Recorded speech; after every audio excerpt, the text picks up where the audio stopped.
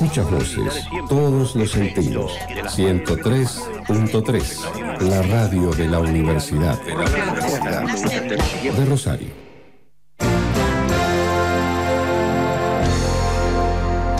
Ciencias Médicas, un programa de la Secretaría de Extensión Universitaria de la Facultad de Ciencias Médicas. Producción general y redes sociales, equipo de comunicación de la Secretaría de Extensión Universitaria. Facebook, equipo extensión FCM. Twitter, @extensión CM. Teléfono 0341-156-814076. Conducción, Carlos Villarrodona y Marcelo Abdala. Ciencias Médicas.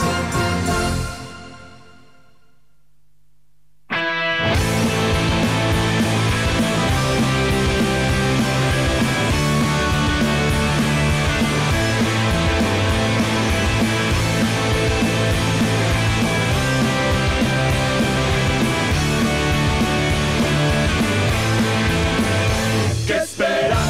Producción descomunal. ¿Qué esperas? Hollywood no existe más. ¿Qué esperas?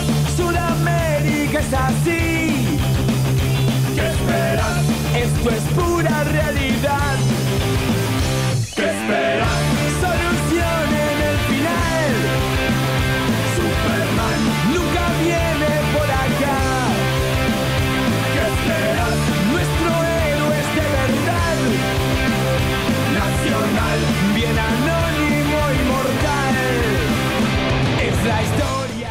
Bueno, ya estamos comenzando, esta música ya es conocida, ¿no? ¿Qué música era que hemos puesto acá que yo no sé quién es? ¿Quiénes son los... Ataque 77. Ataque 77. Bueno, esta música es la introducción a nuestro programa desde el año pasado y no la vamos a cambiar.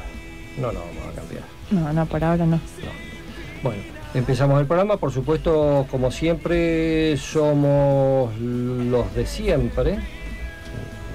No va el chiste ese de siempre, lo que toca la guitarra, pero estamos con el doctor Marcelo Abdala. Buenas noches a todos. Gracias. Alegría un martes más estar. Y siempre aquí firme, hablando. siempre asistencias perfectas, salvo el doctor que parece raja, No. anda por ahí, por el mundo dando vueltas, con promesas. Y no aparece. Y no aparece con las promesas tampoco, ese es otro problema. Recién estamos hablando justamente con uno de los invitados sobre el tema del whisky. Interesante el tema del whisky. Habría que probar algún whisky El whisky escocés, escocés, sí, dicen que debe ser muy bueno. Son muy buenos, sí. Son muy buenos. Bueno, está por supuesto las hermanas Gasser, Paula y Marianela, la doctora Paula Gasser y la licenciada Marianela Gasser. Buenas noches. ¿Cómo andan, chicas? ¿Bien? ¿Qué tal? Buenas noches. Todo Bueno, bien. vamos a presentarlo entonces como programa, vamos a dar las líneas de comunicación con el programa y después vamos a hacer la presentación de los invitados. Bueno, las vías de comunicación son equipo extensión FCM es Facebook, @extensión CM es nuestro Twitter, la línea de telefónica es 0341-156-814-076 o vía mail radiofcmr@hotmail.com. Bueno, y como ustedes saben, todos los martes nosotros lo que hacemos es sortear algo para la gente que labura por Facebook o por Twitter o por lo que sea, o por el mismo celular. Hacemos laburar a la gente, ¿por qué? Porque no le vamos a dar las cosas gratuitamente. Entonces ponemos una consigna, en este caso la consigna tiene que ver con el entrevistado, y la consigna es qué estrategia tiene para concientizar, o qué estrategia para concientizar a la población sobre el cuidado de edificios públicos propondrías. Así es. ¿Y eso por qué? Porque está con nosotros el arquitecto de la Facultad de Ciencias Médicas, Willy, bueno, todo el mundo le dice Willy, perdón, arquitecto Guillermo Leonardi, perdón por esa falta de respeto.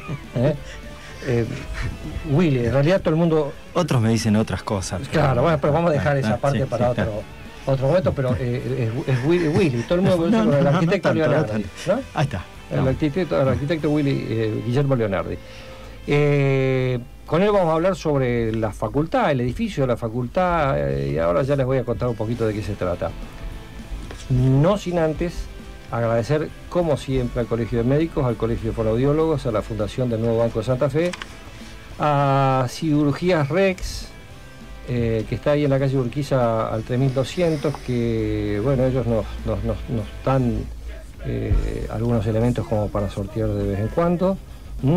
Y lo mismo el área gráfica, que está en Vera Mujica 550, que también lo que nos da es esos bonos de 100 pesos. Justamente el sorteo de hoy va a ser un bono por 100 pesos en fotocopia, ¿no? Y también un DVD, ¿no? Sí, el DVD de Favaloro, las dos cosas. Bueno, y ahí estamos comenzando el programa. Ponemos un poquito la cortina y ya presentamos bien a los invitados. ¿Qué esperas? Nuestro héroe es de verdad, nacional, bien anónimo, inmortal. Es la historia de cada día, siempre el mismo guión. Bueno, por supuesto hicimos una presentación así muy rapidita del arquitecto Leonardis, pero también lo vamos a presentar al doctor Alfredo Rigali, porque dos personas que no tienen nada que ver entre sí, en realidad sí, todo se mezcla, pero nosotros ya de un programa anterior habíamos prometido la presencia de investigadores de la Facultad de Ciencias Médicas como para justamente eso, mostrar qué hace la facultad, qué hacen sus habitantes, frente a todas estas cuestiones que a veces uno la lee en revistas científicas, aparecen revistas científicas, el doctor Rigali, ese que habló por... Bueno, el doctor Rigali está aquí con nosotros, doctor en bioquímica. Él es el titular del Laboratorio de Biología Ósea y Metabolismo Mineral, ¿es así? Sí, así es. Buenas noches. ¿Qué tal, doctor? El laboratorio funciona en la Facultad de Ciencias Médicas. Exactamente. Dentro de la Facultad de Ciencias Médicas, en la Cátedra de Química Biológica. Perfecto. Bueno, habíamos prometido empezar un poco a conocer la facultad. Cuando uno, entre los periodistas, cuando hablamos de tribunales, decimos recorrer esos tétricos pasillos, decíamos, en tribunales, ¿no? La Facultad de Ciencias Médicas es lo decimos desde el comienzo del programa, de estos programas, es imponente si uno tiene una vista, Guillermo, si uno tiene una vista desde la Avenida Francia, uno ve un imponente edificio, hermoso edificio, es agradable ver semejante edificio. Y tiene una historia interesantísima. Claro, el edificio pertenece a un conjunto de edificios, o al conjunto Hospital Centenario y Facultad de Medicina. Pensado en el principio del siglo pasado, en 1910, cuando, bueno, por justamente el Hospital del Centenario, más la facultad, eso nos podemos remitir a un concurso internacional. Había una comisión, es una historia muy interesante porque, bueno, es un conjunto de vecinos notables que proponen hacer un hospital y darle forma física a una institucional. Y el edificio en sí, claro, como vos decías, remata la Avenida Francia, que en realidad es un bulevar. Claro. Que pertenece, bueno, a una de las rondas, ¿no? Si querés aclarar lo que es la diferencia entre un bulevar y una avenida. No, una avenida, bueno, es una calle ancha donde van y vienen las cosas, pero los autos y demás, pero un bulevar ya tiene otro carácter, con cantero avenida en el medio, como Oroño, es un bulevar. Claro. Y bueno, Francia también es un bulevar. Y 27 de febrero, justamente Oroño y Pellegrini hacen la primera ronda urbana y la segunda ronda la hace Francia con 27. Y el remate de Francia aparece bastante poco frecuente en la ciudad, ¿no?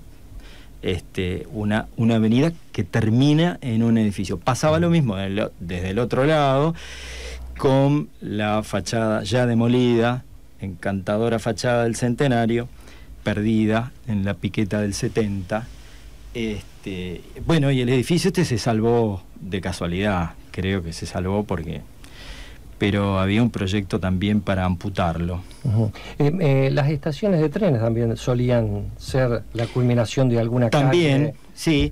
Es interesante esto de los edificios en la época, ¿no? Porque en realidad este edificio, junto con otros de la ciudad, algunos que están todavía, son como expresiones de toda una época y un concepto que viene de la generación del 80. Es decir, el liberalismo se expresa con una arquitectura del poder, y entonces aparecen los tribunales para la justicia, los edificios de salud, los edificios de educacionales. Y entonces todos bajo la denominación de palacios. Bueno, palacios, con una palacios. presencia del Estado. Bueno, y esto no escapó a ese esquema. Si bien, bueno, obviamente es de generación del 80 y se traslada hacia los principios del siglo, ¿no? Ahora, entrando concretamente, pues ya, digamos, uno se va acercando al edificio de la facultad, y de pronto ingresa en la facultad en un edificio que indudablemente tiene más de 100 años, como decías, ¿no? O cumple 100 años. Y cumpliría en unos años, en 6 años. Es del 20. Del 20. Es del 20. El proyecto es del 11, de 1911. Se termina de hacer más o menos para el 20, pero en realidad se va haciendo medio como... se va articulando la construcción con el centenario, porque eso era una unidad. Ahora nosotros los dividimos, pero porque en realidad la división fue una división hecha en la época de la dictadura cívico-militar, cuando se separa justamente el hospital, que pasa a la salud, a manejarla a la provincia, y la educación, en este caso, bueno, sigue en manos de la nación. Y bueno, nosotros todavía seguimos viviendo las consecuencias, ¿no? El hospital siempre fue un hospital universitario. Claro, el hospital fue siempre un hospital universitario porque fue armado con ese concepto, y después eso se destruyó, y el edificio todavía resiste. El edificio y las estructuras institucionales todavía resisten a ese corte administrativo. Pero es... Usted contaba fuera de micrófono, Guillermo, algo que es interesante. Hay un corte virtual. Sí, claro. Bueno, o sea, no existe como muro, pero hay un corte virtual entre lo que es... Hay cosas que son increíbles, porque la planta del edificio del hospital, por ejemplo, fue, para la época, era una vanguardia, ¿no? Son una estructura de pabellones comunicadas a nivel y comunicadas soterradamente, y este cercenamiento que empieza a haber justamente como proyecto en la época de la dictadura, las puntas, los extremos de las salas estaban cortados, porque justamente esa división que yo hablaba no es solo San Lorenzo y Dobla, en un lugar caprichoso, y dejaba las puntas entonces los edificios, las salas que dan hacia el este, paradójicamente tienen una zona provincial y una zona, las puntas son nacionales. Es un absurdo absoluto. Sí, inclusive creo que comentaba también que hasta el tanque de agua, la mitad... El tanque de agua pasa por la mitad. Tenemos la mitad de agua es de la provincia y la mitad es de la nación. De la nación. ¿No? Absurdo total. La línea virtual, que sería la prolongación de la... Nosotros,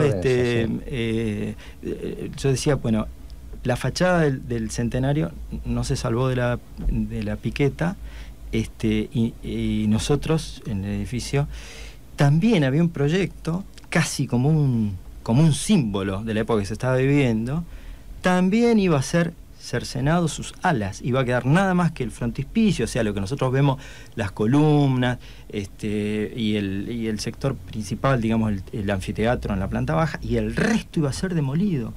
Esa documentación nosotros la tenemos, y existió esa peregrina idea. Y con la idea de que, porque uno podría hacerse, a ver, cualquier persona como yo, por ejemplo, que desconozco absolutamente lo que es el edificio en sí mismo, más allá de verlo, uno podría imaginar si dice, pero el edificio de la facultad es viejo, qué sé yo, y recién me entero de que el edificio en realidad resiste y está muy bien hecho. Claro, bueno, la facultad en realidad no solo ocupa ese edificio que sería el principal y el histórico, tuvo a su vez una ampliación hacia los años 20 y pico, 24 por ahí,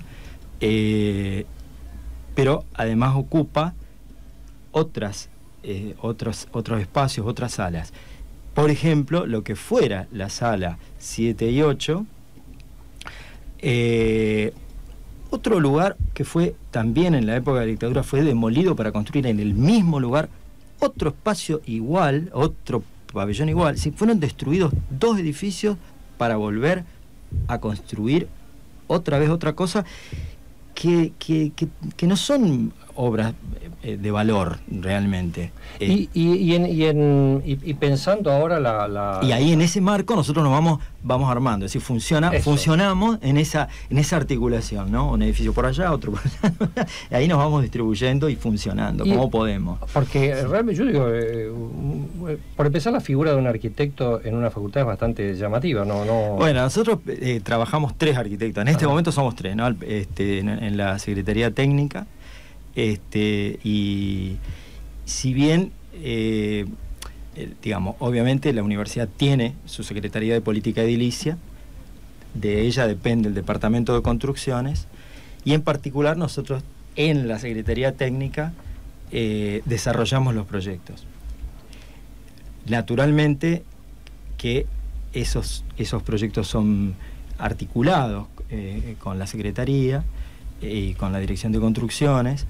Y claro, nosotros estamos en el territorio, entonces recibimos la demanda, las directivas políticas del decano, de su cuerpo de gestión, y a partir de ahí, sobre esas necesidades, empezamos a trabajar. Y sí, se recuperan. En estos últimos años se han hecho muchas modificaciones en la facultad, muchos arreglos.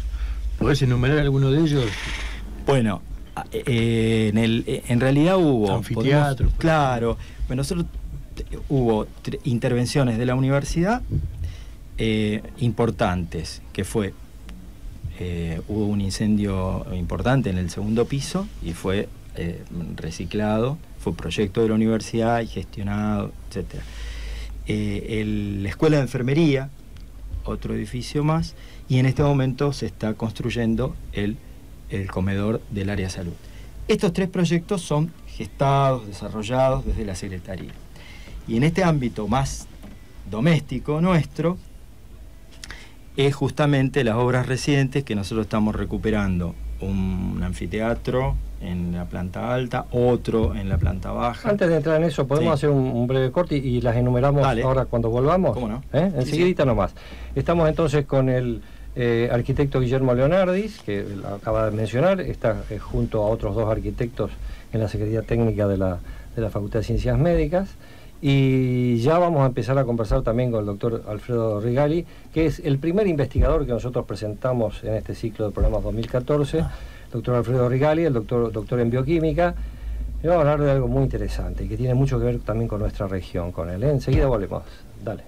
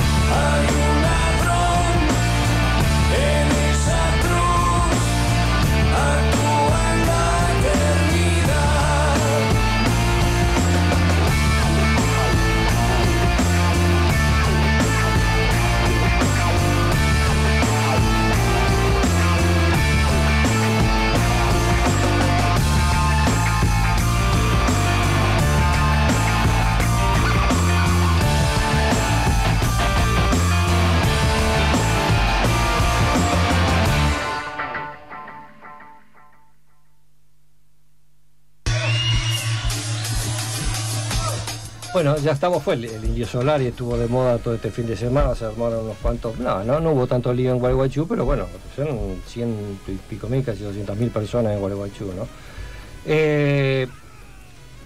Vamos a entrar también en la participación que tenemos con los oyentes, así que vamos a leer algunos mensajitos. Sí, previamente a eso vamos a repetir la consigna, Dale. ¿te parece? La consigna es, ¿qué propondrías para concientizar a la población sobre el cuidado de edificios públicos?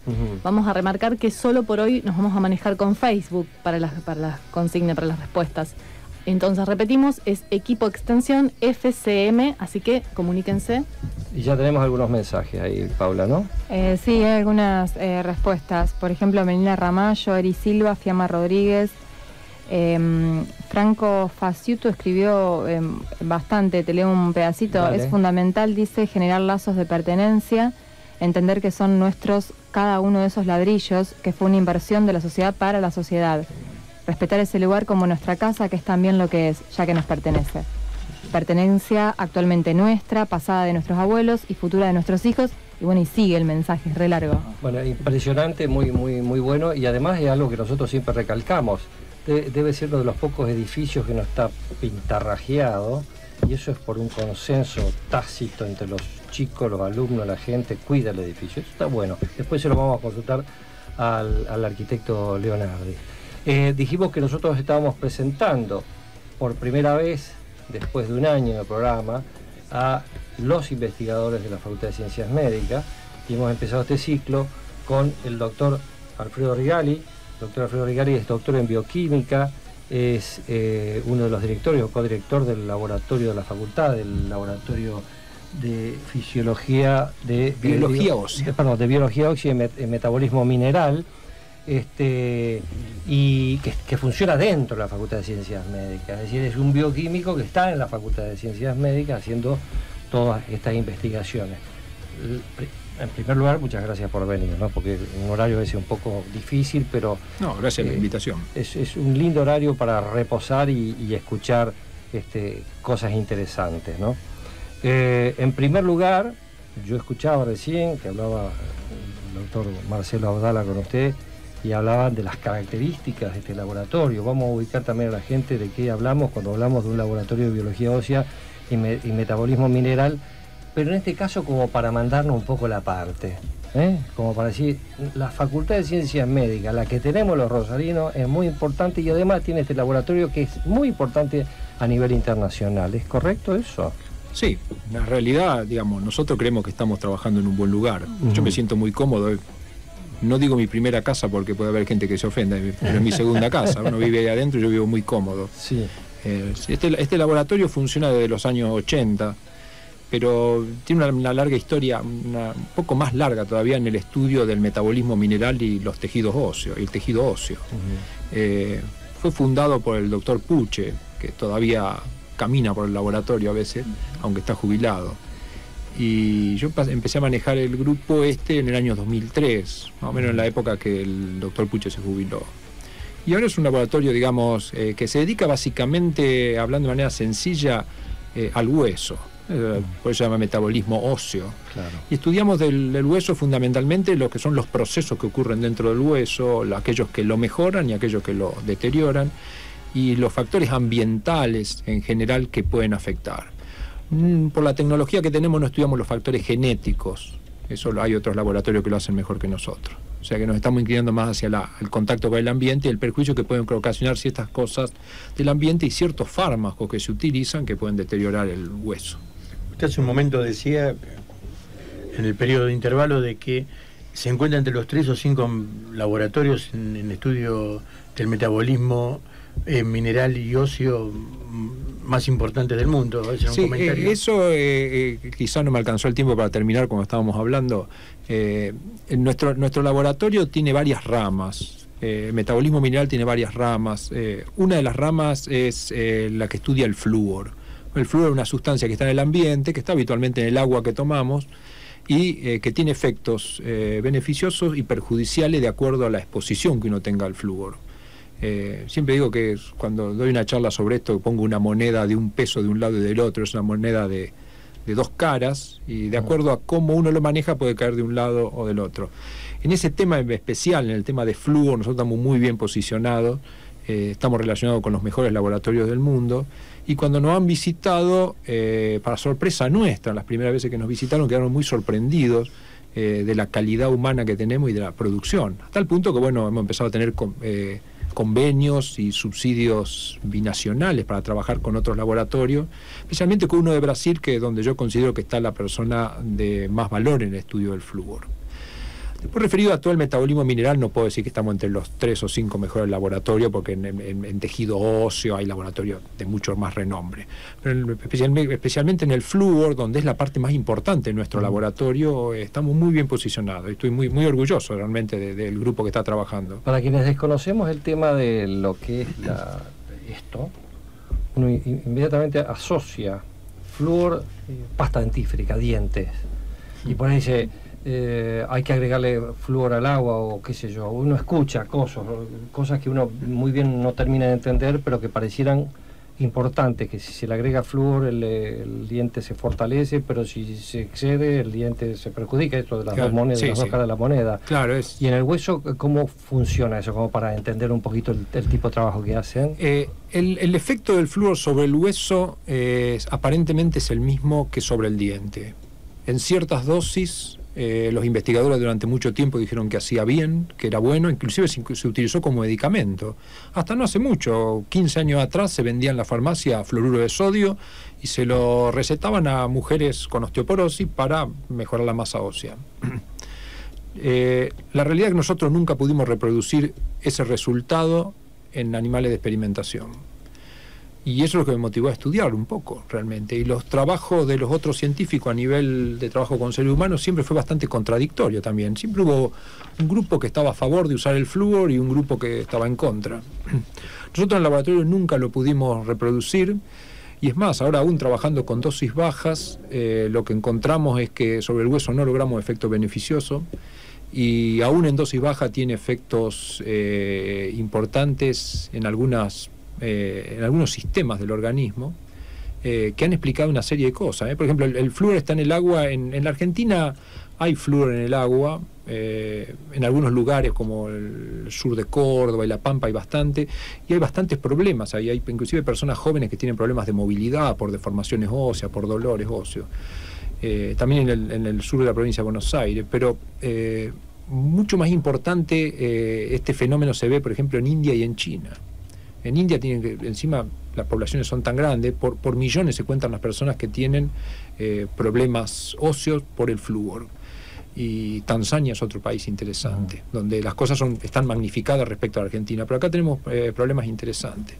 Entonces, digamos, mi postura en este momento es cierto, digamos, los odontólogos han demostrado a través de un montón de estudios que colocando flúor en plastas dentales es bueno.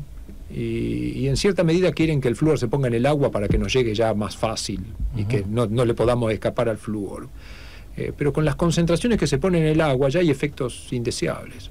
Es decir, uno de los primeros trabajos que yo hice fue demostrar que si uno consume flúor, yo lo demostré primero en ratas, pero después lo demostré en humanos también, que si uno consume flúor entra en un estado como un estado de diabetes.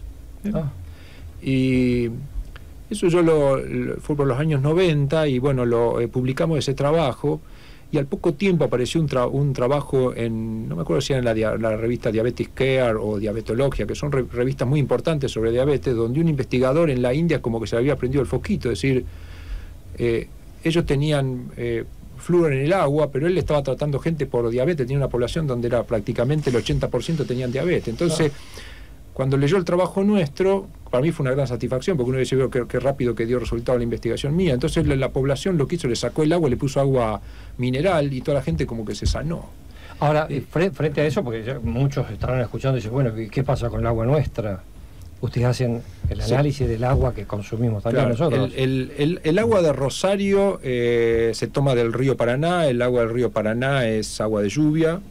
No tiene prácticamente ninguna sal, es un agua de una pureza increíble, contrariamente a lo que la gente cree. Cuando uno habla del río Paraná, la gente cree que es un agua malísima, un agua de una calidad muy, muy buena.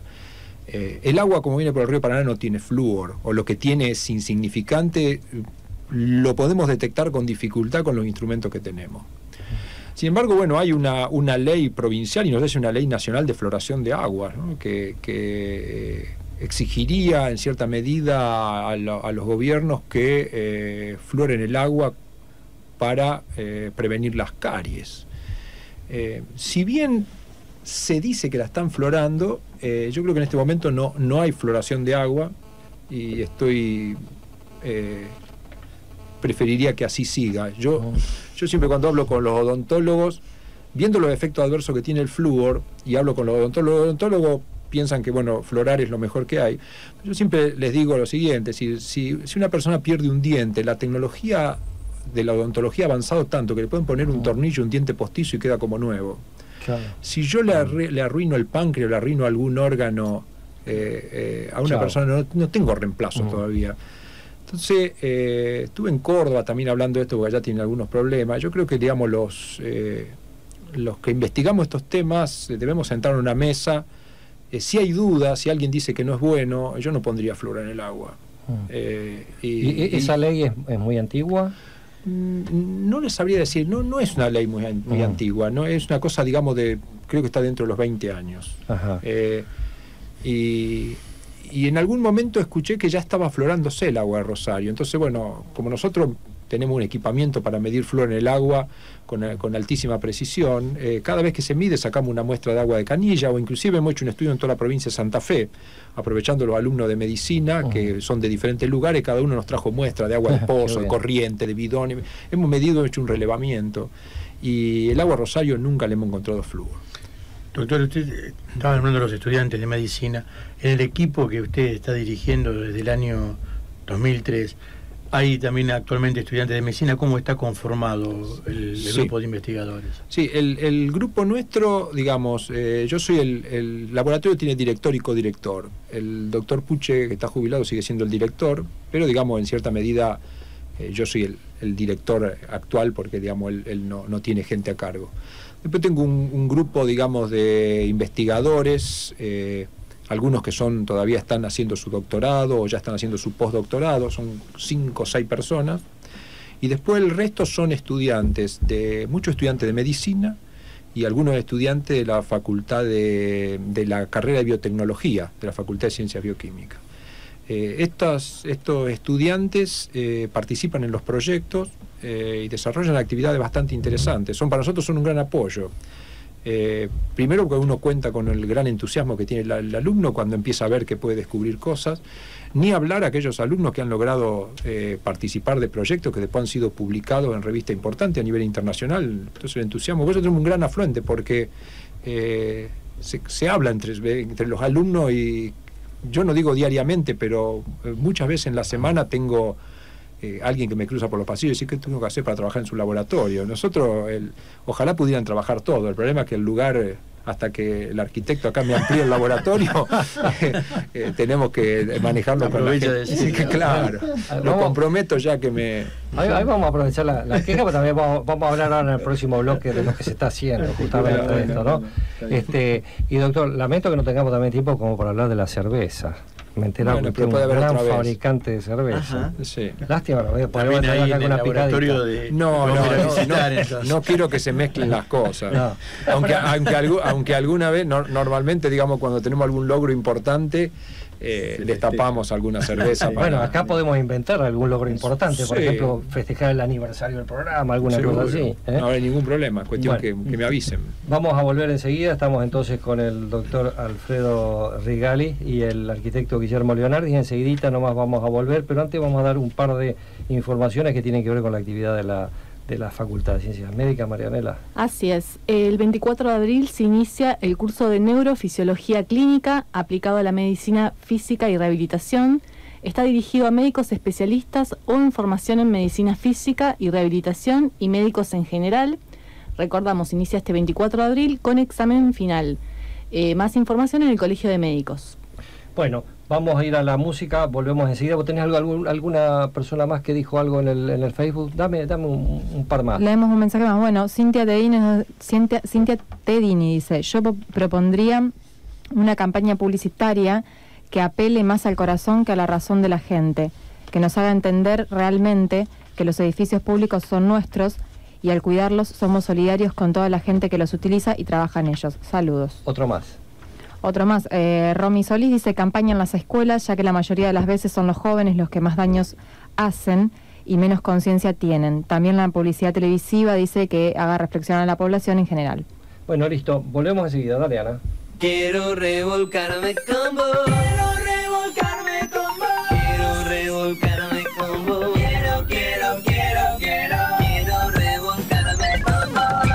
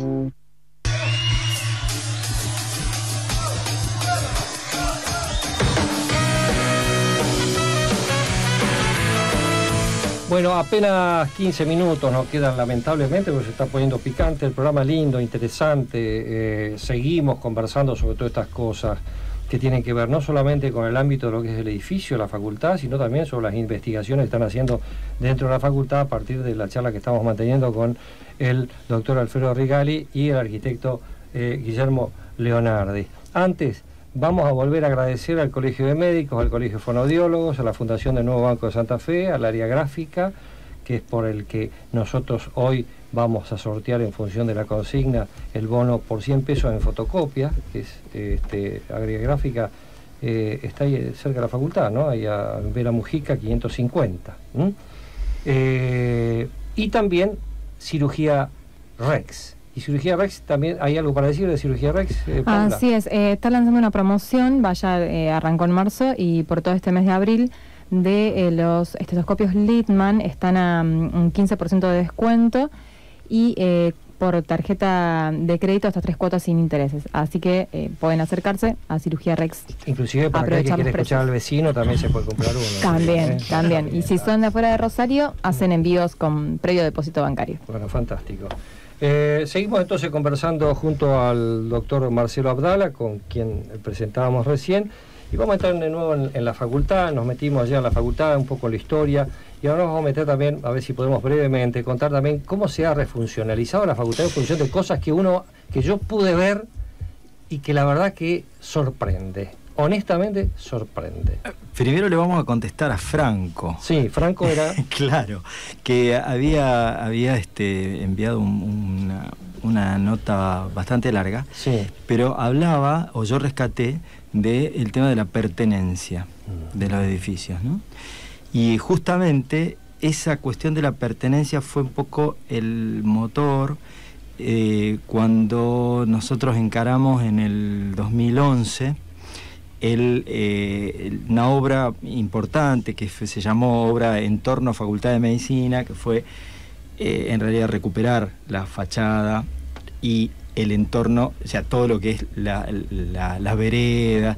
Allí había kioscos, parada de colectivo, otro kiosco más, y era la única facultad shopping que había, ¿no? Ninguna tenía, ninguna de las facultades históricas tenían en la vereda tan ocupación y desprolijidad. Y bueno, en un trabajo con la municipalidad, y inclusive un aporte importante de la municipalidad, se pudo armar eso. Lo fuimos ejecutando nosotros desde la facultad.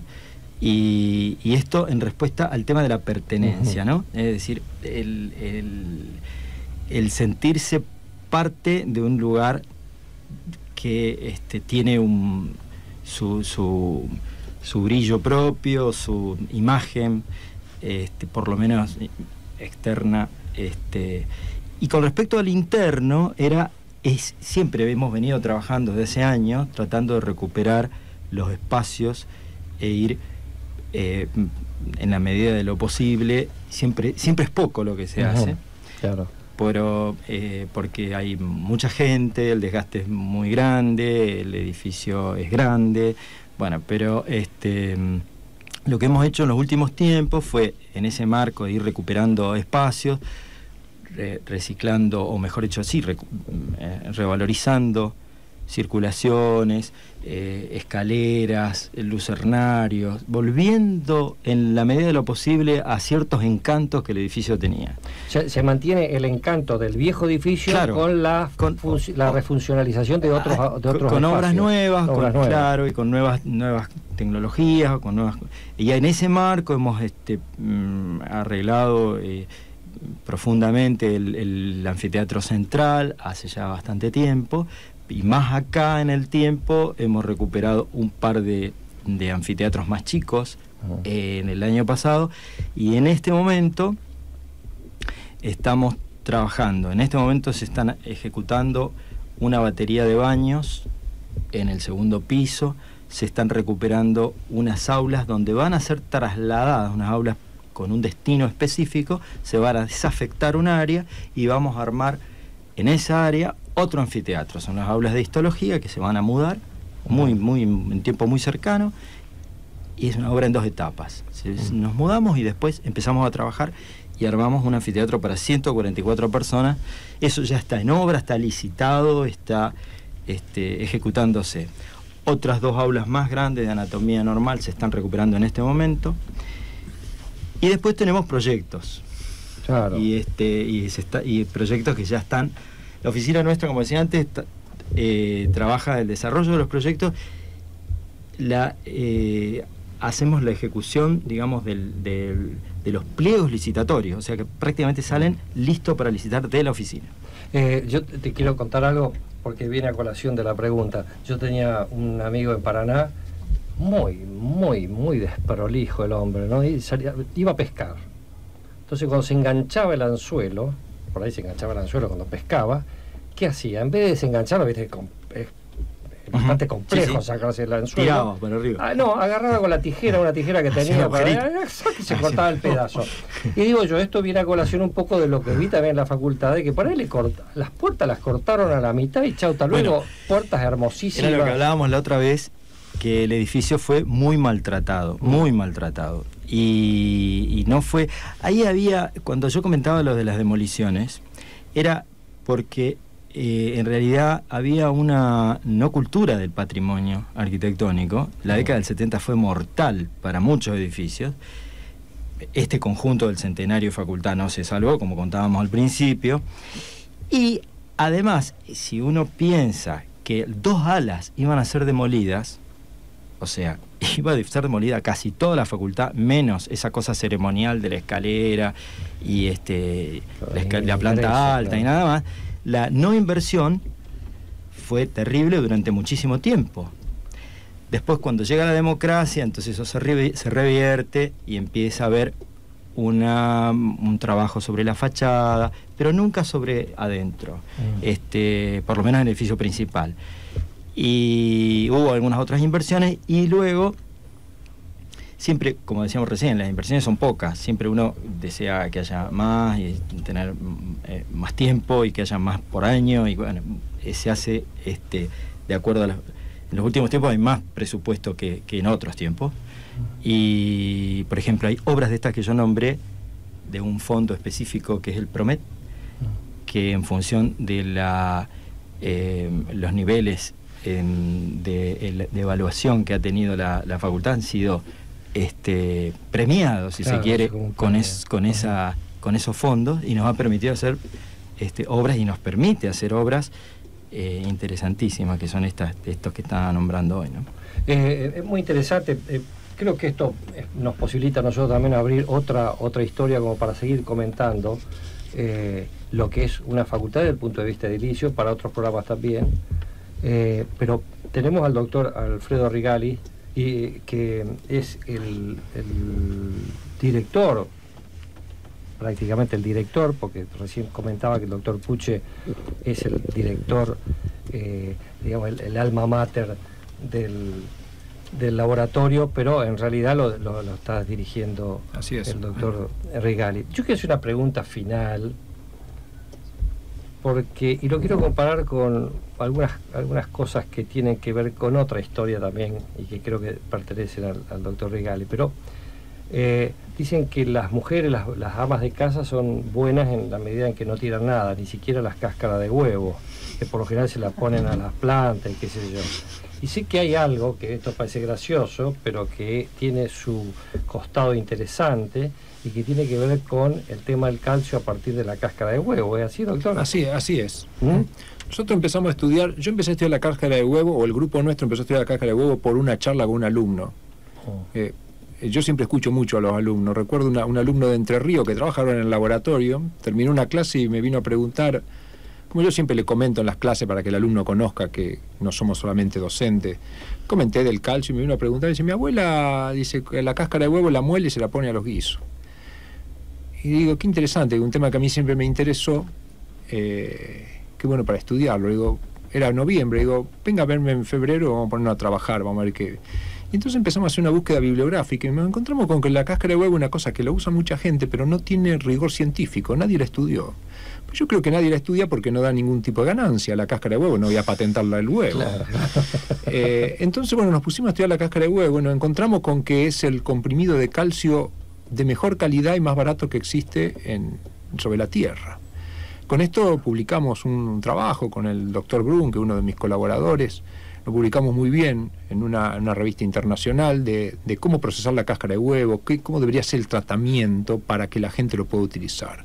Ahora estamos en el problema de cómo llegar a la población, ¿no? Porque yo entiendo que para el médico no es fácil recomendar cáscara de huevo, porque se está arriesgando a que algún paciente haga un desastre, porque si yo no la manejo adecuadamente, la cáscara de huevo suele tener salmonela, que son microorganismos que pueden ser dañinos para la salud. Entonces, si un médico le dice, bueno, usted consuma cáscara de huevo y no lo hace bien, puede terminar hasta muriéndose. Entonces, yo no sé cómo llegar. O sea, está bárbaro la cáscara de huevo. Si uno pudiera llegar a la población instruyéndola adecuadamente cómo se usa, porque la realidad es que una cáscara de huevo tiene todo el calcio que una persona necesita para 2 días, todo el calcio. Entonces, nosotros hicimos una estimación, se sabe cuántos huevos se consume en la Argentina, en este momento no me acuerdo, pero millones, ¿no? Entonces, la cáscara de huevo que hay, con el 10% alcanza para darle todo el calcio, considerando que no tomaran ningún lácteo. Pero no quedamos ahí con la cáscara de huevo, porque, digamos, como yo soy químico, al entender cuál era la composición, se nos ocurrió que podía servir para remediar el agua. Ahora, digamos, el término remediación de agua es eliminar cosas que en el agua no son buenas. Y yo estuve en Córdoba viendo que hay zonas que tienen mucho flúor en el agua, y la cáscara de huevo tiene la composición química que sería ideal para eliminar el flúor del agua. Y entonces empezamos a hacer unos trabajos justamente con una beca postdoctoral que nos dio el CONICET en áreas estratégicas, que es la de remediación de agua. O sea, el CONICET tiene abierto como una puerta especial para eso. Si uno tiene un tema propuesto, como que CONICET le da posibilidad. Y bueno, una flamante doctora del laboratorio, la doctora Lupo, empezamos a trabajar sobre el tema, y ya en 2 o 3 meses son las primeras experiencias, y encontramos que con la cáscara de huevo uno puede transformar un agua que es impotable desde el punto de vista del flúor a un agua de calidad que la que tenemos en Rosario. ¿Pero está demostrado? No lo tenemos publicado porque los resultados están saliendo este año. Yo lo veo como una cosa revolucionaria. ¿Por qué? Porque hicimos el cálculo. Con la cáscara de huevo que se tiene en la Argentina, podríamos dar todo el calcio que los argentinos necesitan y potabilizar todo el agua que los argentinos también necesitan. Entonces, espero que no aumente el precio del huevo. O sea, claro, mejor no lo digamos, no vivimos giras. Este trabajo todavía, digamos, uno tiene que esperar a intentar publicarlo, y cuando lo van a mandar a publicar es como que la comunidad científica lo termina validando. De todas maneras, los resultados son, ya me tomé el agua yo. Preparamos agua con cantidades de flúor que serían dañinas para la salud, hicimos todo el proceso de potabilización, y en realidad no es potabilización, se llama remediación, porque lo que hacemos es extraerle el flúor. Entonces, un agua de alta calidad. Claro, hay que tener un poco de cuidado, digo, porque mañana uno va a la verdulería y decir, dame una docena de huevos, es decir, con cáscara o sin cáscara. Claro. Con cáscara más caro. Exactamente. Hay que tener un poco de cuidado. Son las 10 de la noche. Se nos terminó el programa, hemos conversado más o menos, creo que hemos dado un amplio panorama de lo que significa la facultad desde 2 puntos de vista, uno desde el punto de vista del ICIO, de la mano del arquitecto Guillermo Leonardis, y de la parte de investigación, concretamente de un par de investigaciones que, bueno, esto último tan interesante, que creo que desde el punto de vista del efecto que produce sobre la cáscara de huevo y investigaciones como que medio no funciona, pero sí, mirá qué bien que funciona, que nos alegra la vida y encima nos permite pensar en esto que ha dicho el doctor, que se ha demostrado ya a partir del laboratorio, me cuesta mencionar, como el laboratorio de biología ósea y metabolismo mineral. Sí, nació como laboratorio de biología ósea y metabolismo mineral, y ahora es el laboratorio de biología ósea. De biología ósea. Sí. Se simplificó por una cuestión administrativa únicamente. Muchas gracias, y quedamos a disposición de ustedes. Este programa queda a disposición de ustedes para cualquier información que ustedes quieran dar por estos micrófonos. No hay ningún inconveniente. Los martes, 9 de la noche, estamos aquí, y ahora tenemos que hacer el sorteo porque alguien se va a llevar esos 100 mangos en fotocopia, gentileza de área gráfica, y también un DVD de Mateando con el Doctor, que es un DVD espectacular. El doctor Favaloro, ¿no? Cuando hablamos del doctor, hablamos el doctor Favaloro. Ya tenemos ya tenemos el papelito ahí. Sí, el doctor tiene el ganador ya. ¿Sí? A ver, ¿quién es? Leo. Sí. El ganador es Melina Ramallo. Melina Ramallo. Entonces ella va a tener que pasar, como siempre decimos, los viernes... de la semana próxima sería, porque este viernes es Viernes Santo. Sí.